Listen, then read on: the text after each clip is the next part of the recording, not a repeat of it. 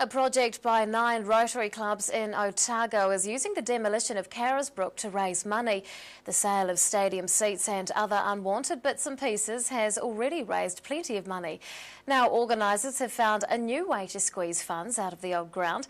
Carisbrook Rotary Project Committee member Lindsay Thorburn is here to tell us all about it. Good evening, Lindsay. Morning. Evening. Tell us a little bit about the Carisbrook project. How did it begin? Calder Stewart won the right to buy Carisbrook, and once they did that, they came to us and said, "Would you like to have the seats and all the other bits and pieces go with it?" So it was a pretty major project. It was offered to the Milton Rotary Club, and they came and said, "Look, it's too big for us." So we all got together, and here we are. So yeah, all 9 clubs, including the Rotary, came together. So that's 10. Without Rotary, we wouldn't be here because they helped us out with all the other stuff, all the computer stuff that we're probably not used to. So yeah, here we are. So what's happened so far? Well, first of all, we had to take all the seating out. That was the major thing. And then we took the rose stand seating out, which was all the Remu timber. We didn't realise that it was under paint. And when we took it out, we started to realise we had a valuable asset. And we had been pretty much giving it away up until recently. And I was in Christchurch, and I saw some boards from the being made out of the beautiful Remu from the Canterbury earthquake.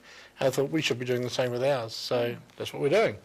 Now you've come up with a new way of raising funds. What is it, and how did the idea come about? Well, I'm probably ahead of myself there. It's exactly that. We did.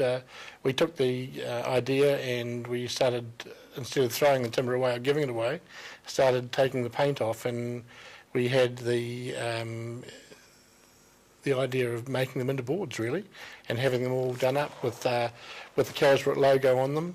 When the Carisbrook was first came about, it was 1883 and to 2011, and we've had it put on it, plus the House of Pain, and we've also had the Rotary logo put on it. And we had enough timber for about 400 to 500 boards. We're now undoing the rest of the seats and making them into boards because it's more profitable to do that than actually sell the seats. So it's working well. I mean, we've got an amazing number of phone calls today. I'd have fielded over 150 phone calls today. So that's just from the article in the ODT. So yeah, it's going really well. And now how big are these boards we're talking about? They're 400 long by 300 wide, and yeah, and they're about 30 centimetres depth. So yeah. Lots of people want a piece of that history. They do. They look fantastic. They really do. Now the funds that you make are going to be used for an as yet undecided project. Correct. Yes. Why is it undecided? Well, there are 10 clubs really involved, and you take Rotary Act into consideration, and everybody's got a right to put their ideas forward. So as yet, we haven't had all the clubs come to us, but we've got about 3 good ideas. So one's standing out at the moment, but I'd rather wait until we've made our minds up. When are you going to make your minds up? Probably in the next month. We're pretty close to it. We can see our goal coming up, which our aim was to raise 200,000, and I think we'll get there with the sale of the boards. So it's great. How much of Carisbrook is there left to sell? Nothing. We've pretty much cleaned it out. We've sold the signs, the seating. We have got 8,000 blue seats still yet to sell, but hopefully tomorrow, North Shore, North Harbour coming down.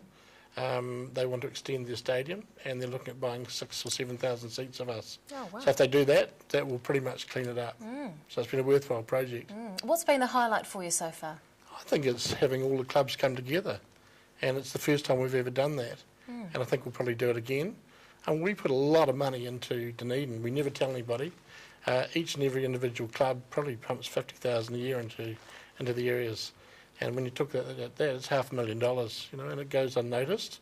So this time, if we can pump a couple of 100,000 just in one project, we'll be noticed. So yeah, I think that's the highlight for me. Carisbrook Rotary Project Committee member Lindsay Thorburn, thanks very much for your time. My pleasure, thank you.